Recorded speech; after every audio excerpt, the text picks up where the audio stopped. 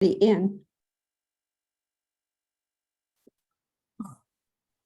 Okay, welcome to the July 27th Thursday chat.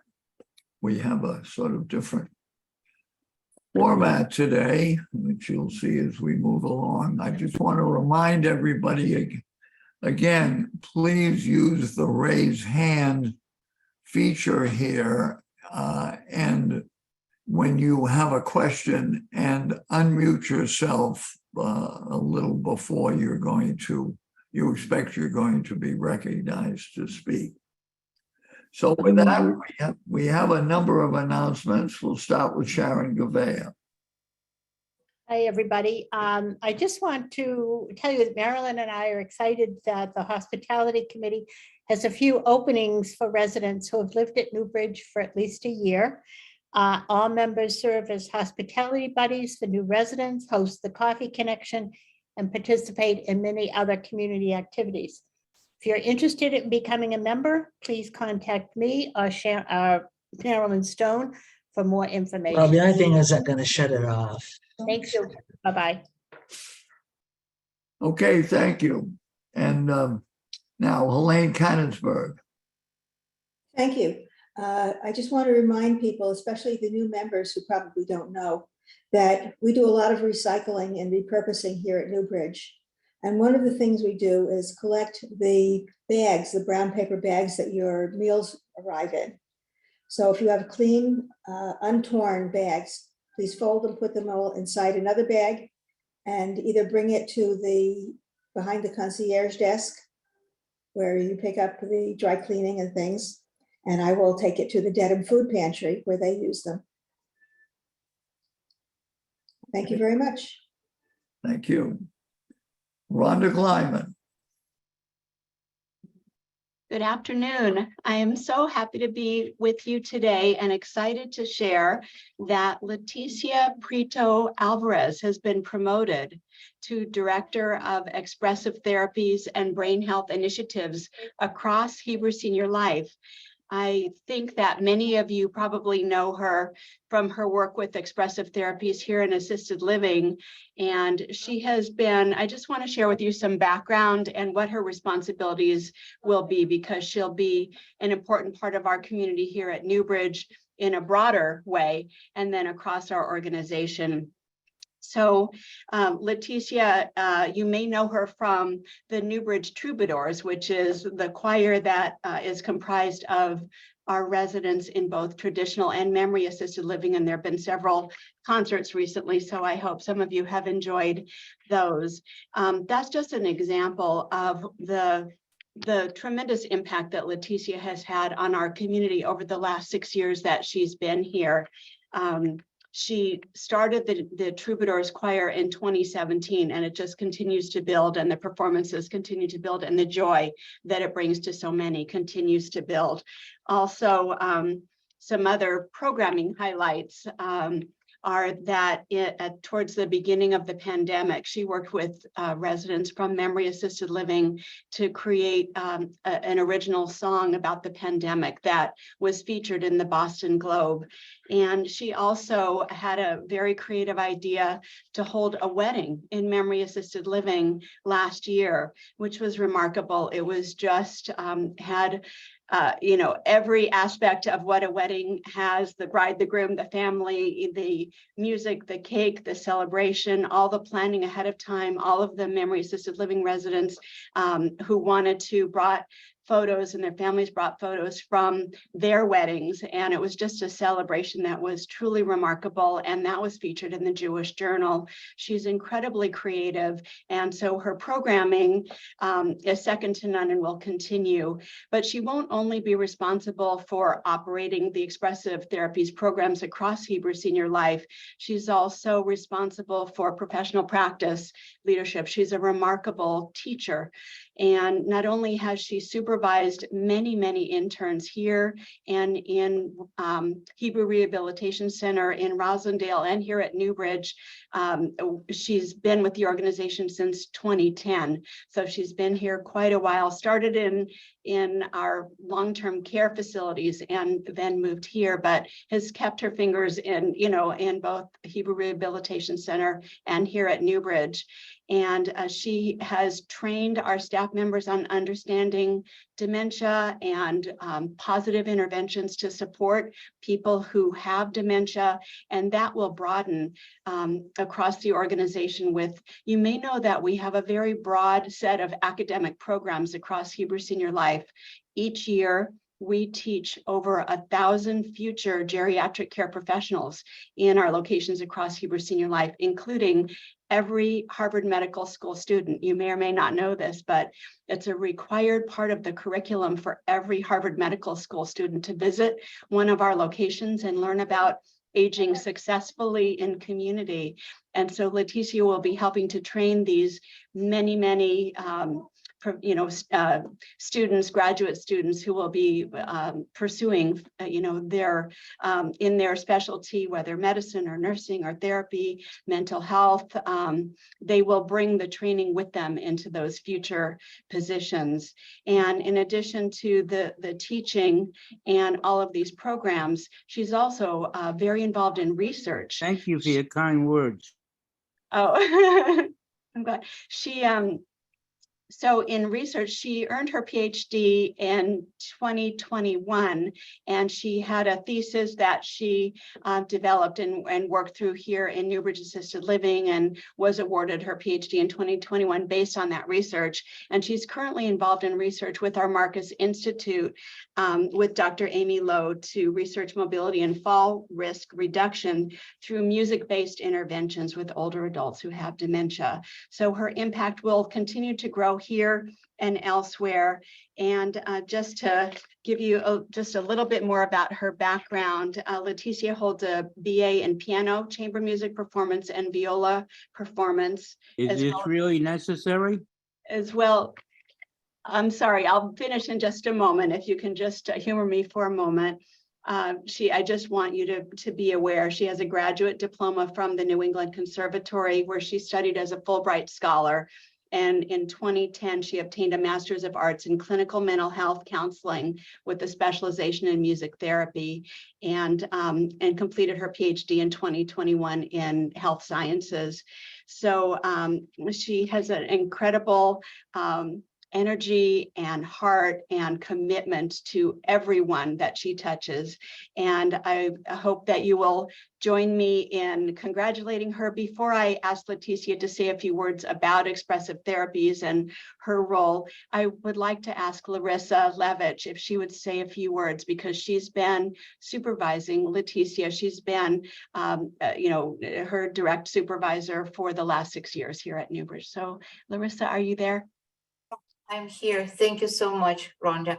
I think after your very wonderful and detailed introduction, and I'd like to say just one thing. I had the pleasure of working with Leticia and being her friend for the last 6 years, as you said.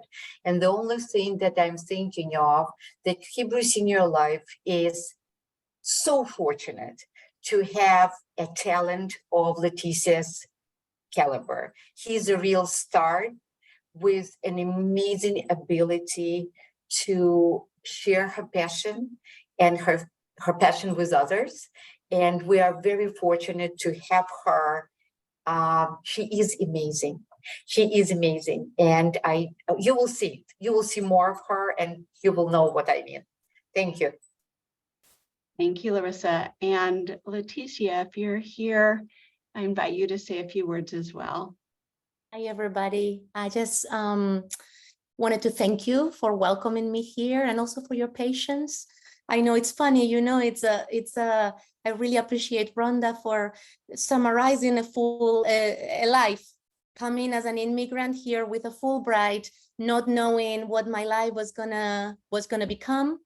and then really being embraced by the HSL community and being able to grow even more. So just wanted to thank you, and just telling you that expressive therapist is, something that I know that we all, I think, understand at an organic level, and that I hope I am someone that can promote it even more from an educational and research and also clinical standpoint. I don't want to overwhelm you with my words, so if you have any questions, please don't hesitate, but just wanted to say in my native language, gracias. Gracias a todos. Okay, thank you very much. Unless there's a very special, okay, Bob Weinstein, go ahead. Letitia. Hi, Bob. It seems to me that with Matt coming from assisted living, Rhonda being in assisted living, and you coming from assisted living, I'd like to see more of you for doing something for the independents. But we have not heard your choir. I heard the choir, but it seemed to be 99% assisted living. Yeah, 100%. Well, we hear you. We We hear you, we understand you. And we Thank you very appreciate much, your Bob. request. Thank you. I feel very accepted. I want to thank you. Yes, I'm going to try. It's a tall order because suddenly I have access to help all the communities. And yes, as you know, I've been more involved in Hebrew Rehabilitation Center, in our long-term care facilities and in assisted living. But my hope is that I can, start building roots everywhere in different ways. And I absolutely will be in touch. Thank you, Bob. Thank you.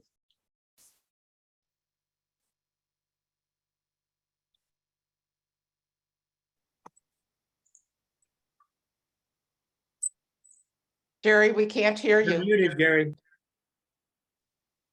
Sorry, I momentarily muted it because my cat was making meows here. No, I understand from Matt, you have a report on the elevator situation. Thanks, Jerry. I actually have the expert here with us today, so I'm going to invite Fernando Rodriguez, our Director of Facilities, to say a few words to give everybody an update on our elevators. Fernando. Hello, everyone. Good afternoon.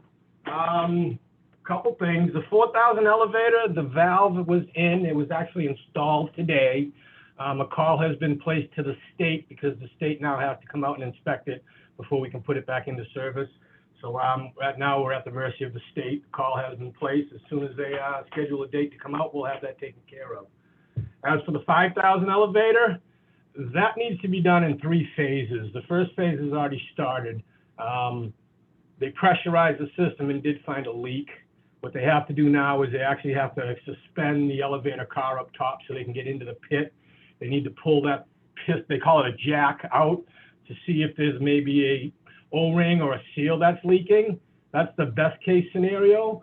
Worst case scenario is there's actually a hole in the jack, and that means the whole jack has to be replaced. If that's the case, you're looking at 3 to 4 months before that will be fixed because they have to actually make the jack. So that's where we're at with the elevators. Okay, Charlie Small, you have a question. Fernando, a few days ago, I contacted Josie about the small elevator in the 3,000 building, the first elevator, and I had let her know that for a while now, when it reaches the 3rd floor, it vibrates before it even stops. And I had suggested that somebody might want to check it out, so I'm just letting you know. Will do, 3,000. Okay, I'll have Thank that you. looked at. Okay, any other questions of Fernando? Chef Eileen, go ahead. Hi, everybody. So as we all know, our new menu is going to roll out on August 7th. So in order to prepare for a smooth rollout, we are planning to run buffets on Friday, August 4th and Saturday, August 5th up in Central. So 2 buffets on the Friday and the Saturday. So once we open on August 7th, we are having our restaurant open a little earlier. We're going back to the original time of 4:45 p.m. And we're hoping to do a little ribbon cutting and everything. We might as well make a little fun out of it. But also on August 7th, usually on a Monday, we have lunch service. But we are going to close lunch just for that day because we need to make sure that the wait staff are comfortable with the, the new style of service and stuff like that. We are going to cap our reservations for that week to 80 reservations to give the wait staff a little chance to get used to the menu and putting it in. The August 7th is also birthday night. So we are not only having birthday night, but we are putting on extra staff on the Nosh that night as well. So we're going to open up the deli and we'll have a hot special that night as well. Scott from Third Plus will be coming. He's arriving on Friday or Saturday, I beg your pardon. And he'll be here Saturday through Wednesday to help us out with the rolling out of the new menu. And he's going to be in the back of house, the front of house, wherever we need him, he's going to be there to help us. Also, we are excited to tell you that we're having our brunch in August up in Central. It's going to be on Sunday, August 20th, but we're also going to have a car show. So we're going to have the car show in the Rashi School parking lot. The car show will be from 9 to 11 a.m. And then after that, whoever wants to come up to Central, you're invited, your family, all of that can go up to Central afterwards to have the Sunday brunch. So you should see a flyer out for that. Looking forward to that one. As we all know, Chelsea will be going out for maternity leave soon. So we will be reducing what we are doing for catering. We will honor Shivas. We're honoring whatever we do on a weekly and monthly basis, but we will not be taking anything extra on. That's including outside or any other extra catering. We're just gonna concentrate on what the catering we have already. And then finally, I just want to put a little plug in for Nosh. Next Wednesday night, we have a Far East night going on. So we are just hoping to bring a little bit of fun down there. You can always invite your family down there as well for next Wednesday, August 2nd. We are calling it the Far East night and we're going to have a bit of fun down there. So please join us down in Nosh. That's it. Thank you very much. Okay, thank you. So Matt, do you want to provide an introduction to Paul Hardiman and Carol Johnson and what they're going to show us? It'd be my pleasure, Jerry. We have 117 people on. Is there some interesting announcement happening today? It seems like we are. Anyway, we meet every single year at this time of year to provide 60 days notice for the annual rate increase. Now, if I were like you, I'd say to myself, well, why does there have to be an annual rate increase? And the reality is that just things tend to get more expensive year after year. And so Carol Johnson and everybody knows Paul Hardiman are going to give a presentation on this year's rate increase. And before they get in there, I just want to share a couple things. You'll see as you go through the presentation with them that Newbridge has done an exceptional job this past year managing expenses. But it doesn't stop us from being impacted by expenses beyond our control. And those things, for example, are things like utility costs. Those are the insurance costs. And those are the costs that we pay salaries and wages to our employees to stay competitive in the market. So what you're going to see is that we have significant savings that we were able to basically deploy back into our slush fund or our operating fund by sound fiscal management. So the rate increase, although not zero, is better than it could be. And before we get into that space, I want to share what some of our competitors are doing. I learned this week that Brookhaven's doing a 5.9% rate increase, and that Fox Hill Village is doing a 9% increase. we did a large increase last year. And the reason we did that is because I don't ever want to kick the can down the road in hopes for a better tomorrow. I want to make sure we're biting off and chewing what we can when we can, so we stay sustainable. So the services going to you are the things that you can count on, and so that we can stay healthy and financially viable for the future. So with that, I invite Carol and I invite Paul to please share the presentation, and we'll hold questions likely till the end. Carol, I'll leave that up to you, however you'd like to handle that. And so let's sit back and learn as much as we can, and feel free to ask questions, and we'll do this together. So Carol, welcome. Matt, I'd like to just give a little preamble here, because I really, it's to accommodate the large number of new residents, and this may be a little new to them and understand what Newbridge is and the financial structure and how we operate. I think it's important to understand Newbridge is on a fiscal year, which is their accounting year, from October 1st to September 30th. And prior to that period, Newbridge spends about 2 to 3 months budgeting. And they do a very, very thorough, complete job. They try to forecast and estimate costs, expenses, and revenues for the forthcoming year. And in this case, they started probably around March, and they worked through April and May, and it culminated in a final budget that was presented to the Finance Committee on July 7th. Now, we had looked prior to that at a preliminary budget, but the final budget was presented on July 7th, which the Finance Committee discussed with management and subsequently endorsed. And it's that budget that you will see today. Now, as Matt indicated, the budget has to be presented 60 days prior to implementation, which is October 1st, again, the beginning of the fiscal accounting year for Newbridge and all other operating businesses of Hebrew Senior Life. The Finance Committee felt comfortable endorsing this budget. And my personal opinion is that I think our management does everything they can to try and manage costs and expenses, which, as Matt indicated, is really food costs and labor, which is very significant, and the utility costs, electricity, things of that nature. And they're primarily costs that are levied on us by third parties. But again, we think management is doing a very, very good job and coming in at the number that they have this year.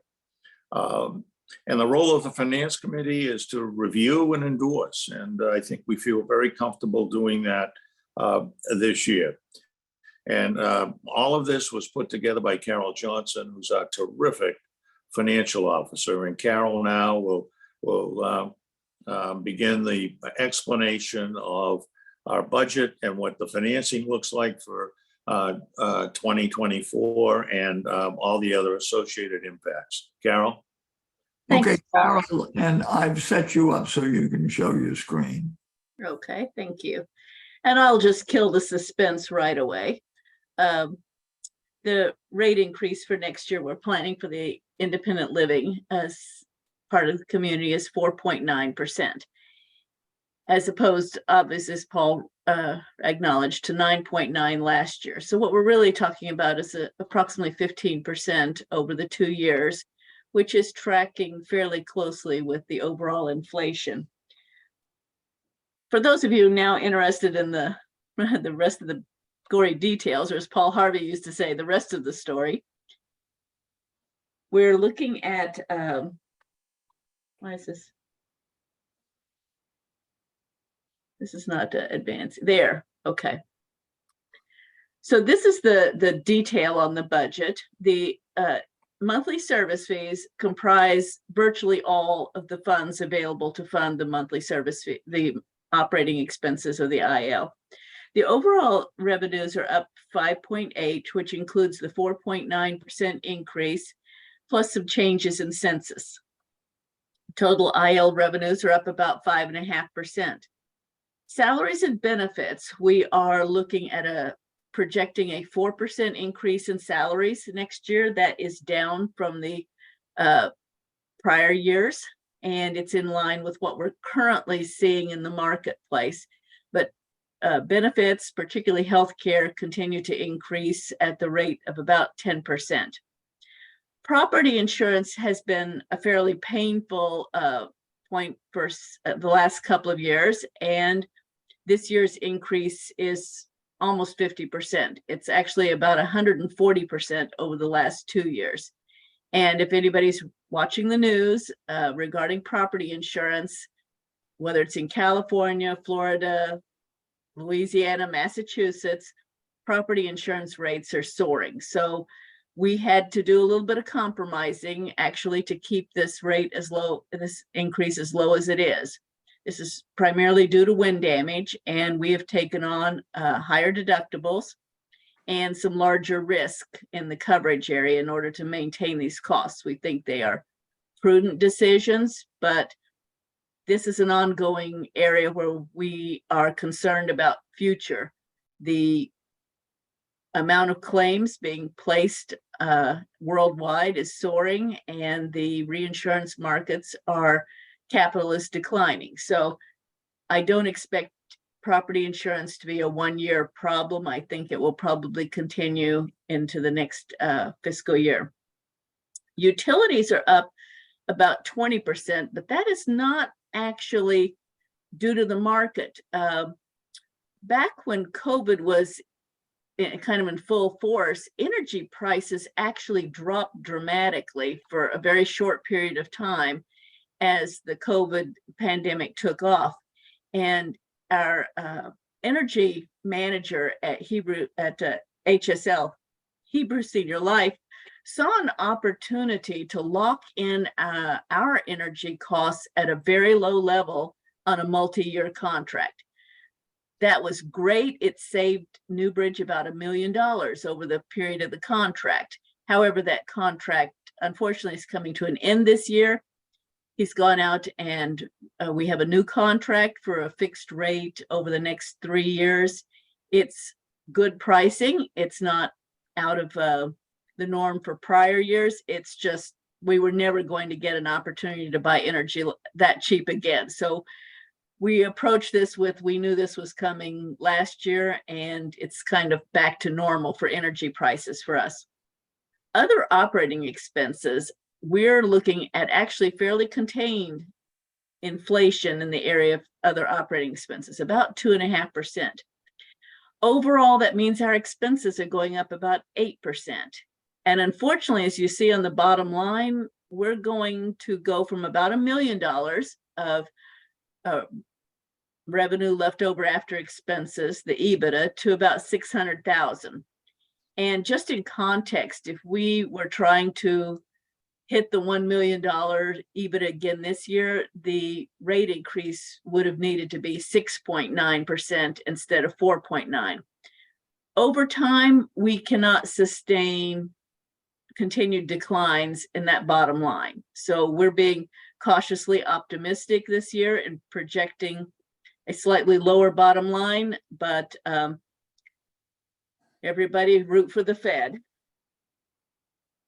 This is kind of what has happened over the last 5 years. I go back to FY19, the year before the world changed due to COVID and 2020.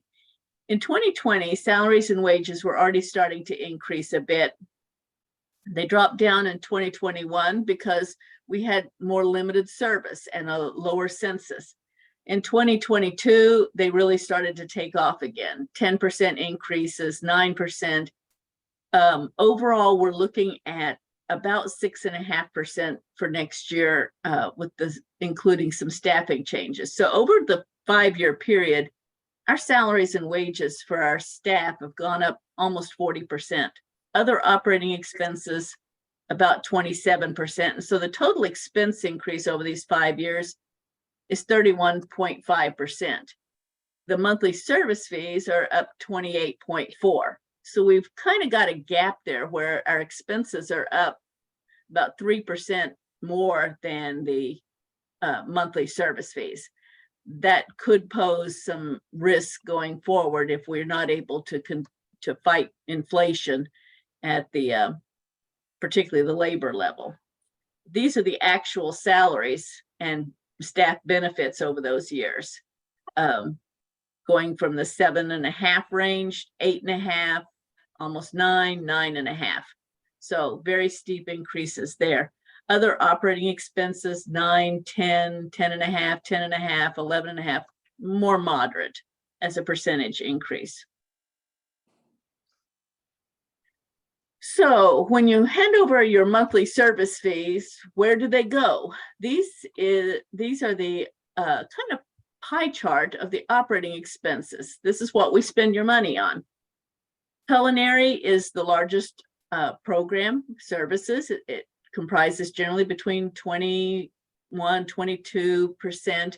One of our challenges is always kind of keeping a lid on those costs. Housekeeping is about 7%. Executive and fiscal about 3%. And frankly, fiscal is the largest bulk of that bucket. It comprises our audit fees, tax returns, payroll processing, bond trustee fees, all the neat fees that make fiscal go. HR and recruiting and benefits management about 2%. IT and telecom services about 2%. Insurance, this bucket's growing. It's up to about 3%. And marketing is about 3%. I will note that that's a very low marketing cost.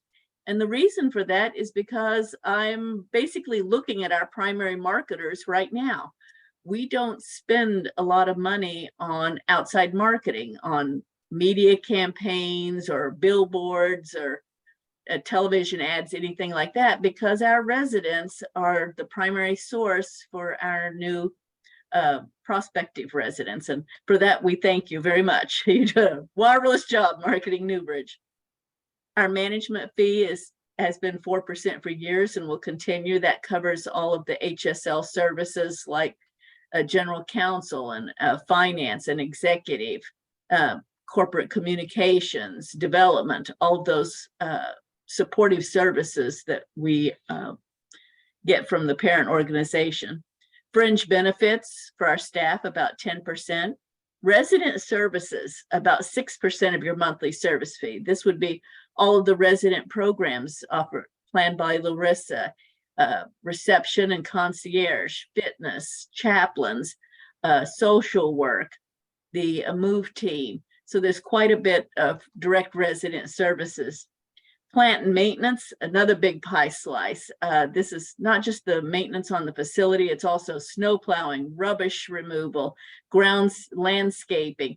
And so maintenance has been equally affected by increases in labor. As much as increasing labor costs are hurting us, they're impacting a lot of our vendors who provide services to us.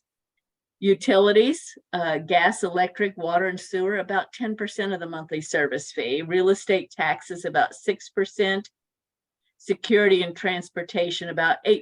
So it's not exactly Cheesecake Factory, but that's our pie slice of monthly service fees. Our major challenges, and this sounds a little bit redundant, but it's managing labor costs. We're projecting 4% average increases and 8% increase in fringe benefits. We are seeing that the pressures on the labor market are relaxing a little bit. For the last 3 years, the number of job openings has been about twice the number of people looking for jobs.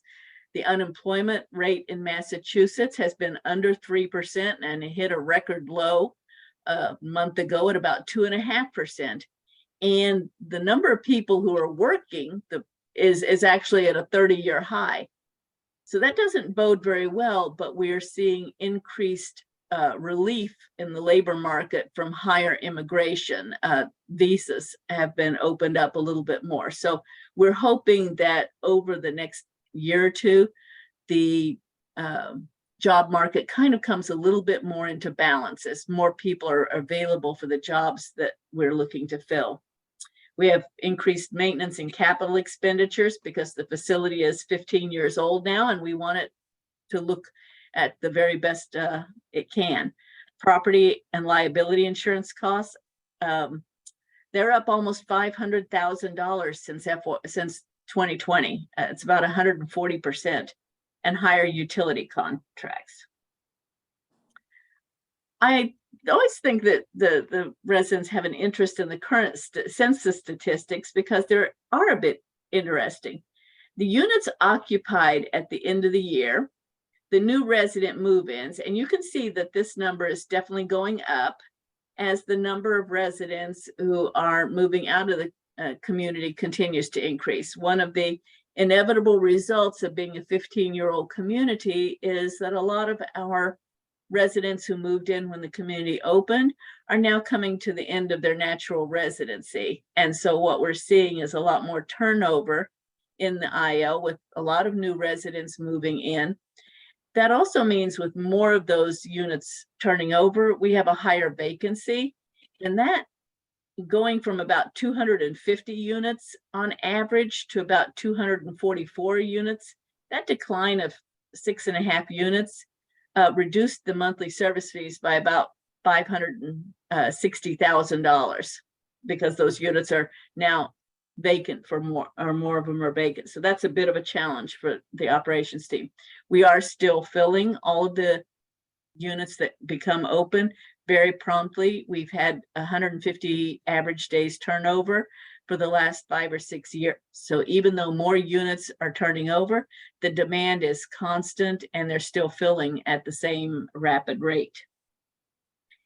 This is interesting on the statistics. These are all the new move-ins, 29, 30, 27, 54. You can tell when we bounced back from COVID, and 37 over the year after. The number of men, the number of women, the number of couples, the number of singles and single women are all remarkably consistent, along with the total number of residents. This dip here was during COVID, when we didn't have anybody moving into the community, or very few.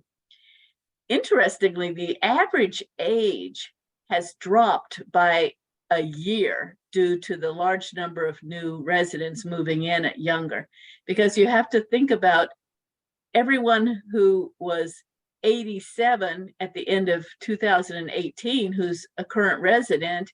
If they're still a resident at the end of 2022, they're 5 years older, and yet the average age of the population still dropped by a year. So that's really significantly statistically significant. And that's the Reader's Digest version. Now I open it up to questions. So if you'll drop the your screen, or I'll. Let me see. Okay, so we have Charlie Small first. Thank you, Carol. In your slide of the pie chart, you had a slice that indicated fringe benefits. Mm-hmm.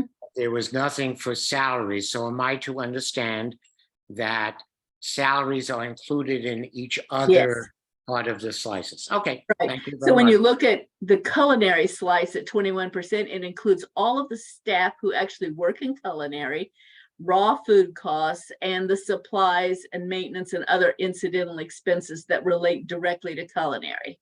Okay. Thank you very much. Bob Weinstein.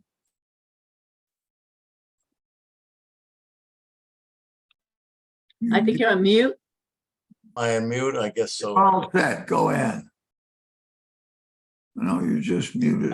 I try to ask questions that benefit the whole community. Now, since I moved in 14 years ago, the prices have almost doubled probably in what they're selling for. Do you mean the entrance fees? Yeah, the entrance Yes. fees. Why can't part of that be used instead of just being used for capital improvements? Why can't that part of that be used to reduce the fees that people pay, the monthly fees? We're actually really straining to have net entrance fees as high as the capital expenditures. Because remember, whatever people are paying, by and large, they're getting 90% of it back.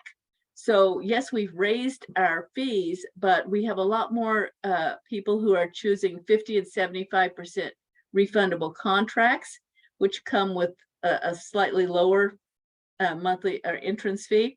And the refunds are going out. So every time a unit turns over, we collect between the entrance fee that's coming in and the refund that's going out, we collect about $200,000.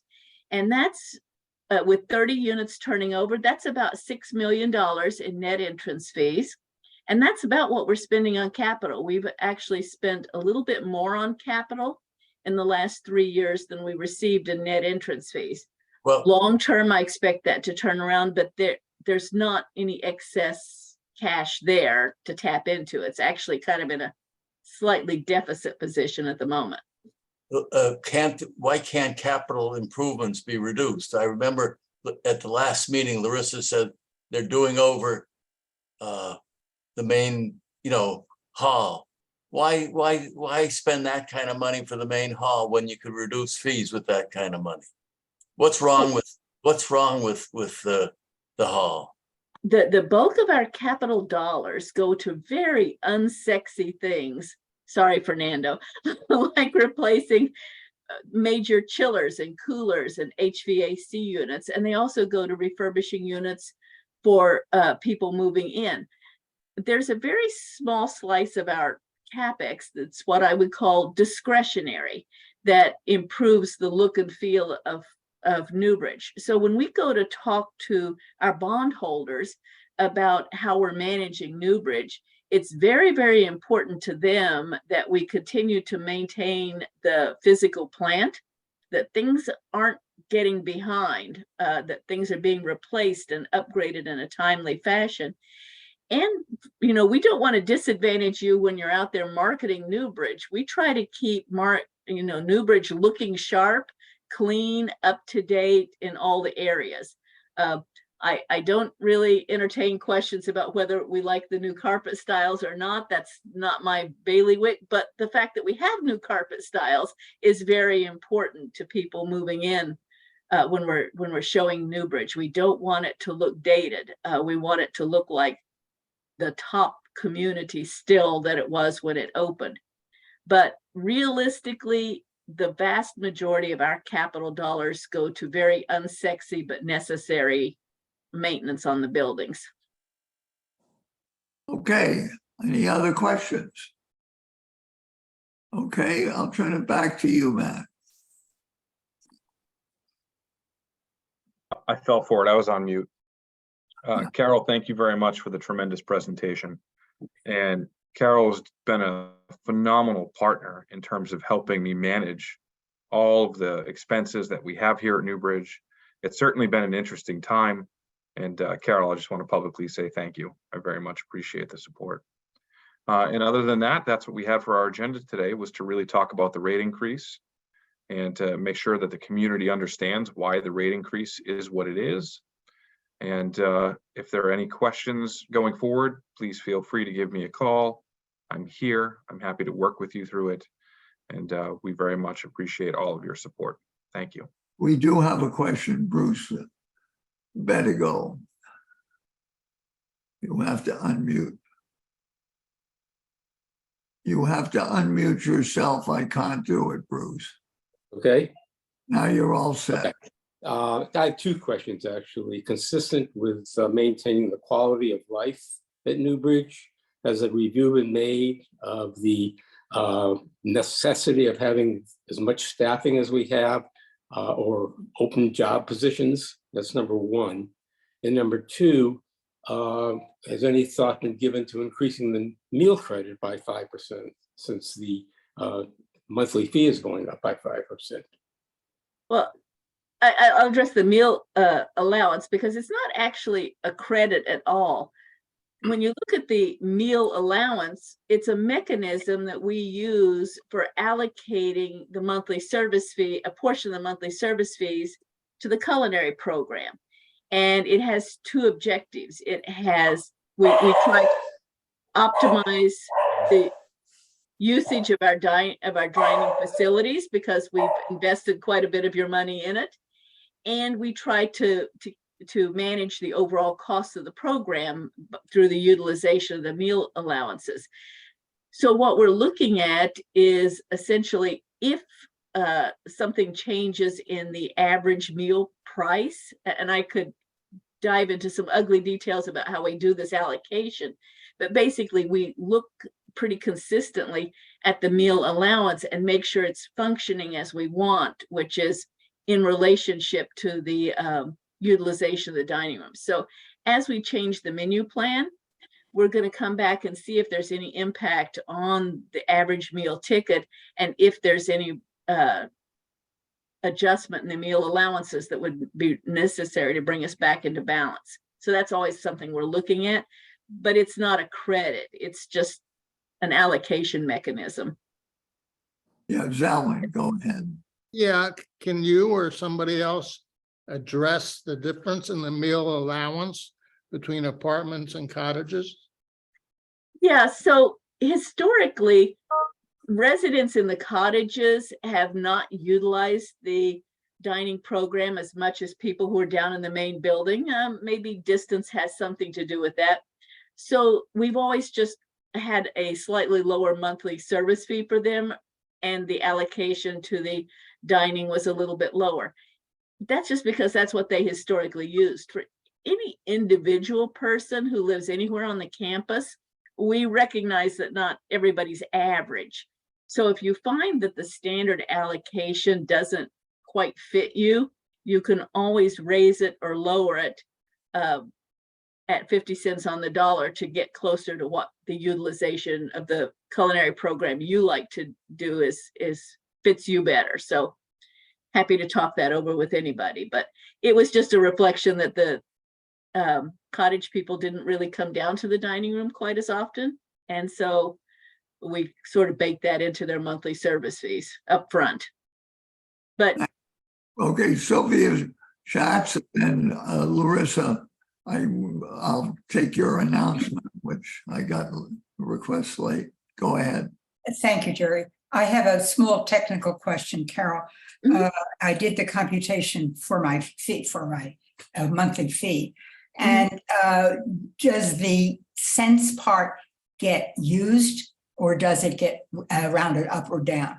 I want to put it. We round it up and down, and over the period of 4 or 5 years, it tends to wash out. Because there's some years you get rounded up, and some years it gets rounded down across the. So it really doesn't amount to anything across the whole population or across years.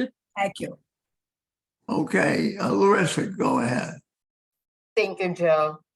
I just wanted to mention 2 very special programs that we have next week. And the first program is on Monday, July 31st at 2 o'clock. We are going to be welcoming an amazing human being, a real hero, though he's very humble, the former Boston Police Commissioner, William Evans. Many of you shared with me that you are friends with him, and I'm not surprised because I think all his professional life, he's been a soul of the community. What I personally learned about him and what inspired me to reach out this year at the time of the 10th anniversary of the Marathon bombing, Netflix released a docu-series interviewing people who were part of this amazing hunt. And he was one of the most humble person that was interviewed, even though his role was completely instrumental and essential. The way he was talking about it was amazing. So I do hope to see many of you joining me in welcoming William Evans this Monday at 2 o'clock. And the other program that I also hope to see a lot of you is on Saturday, August the 5th.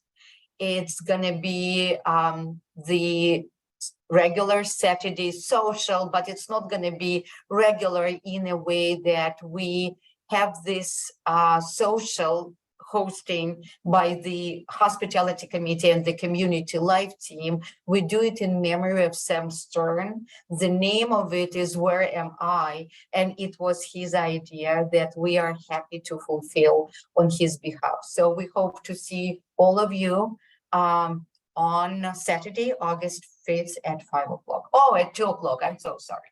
Thank you so much. Okay, that wraps it up. We'll see you next week. Thank you very much. Thank you, Jerry.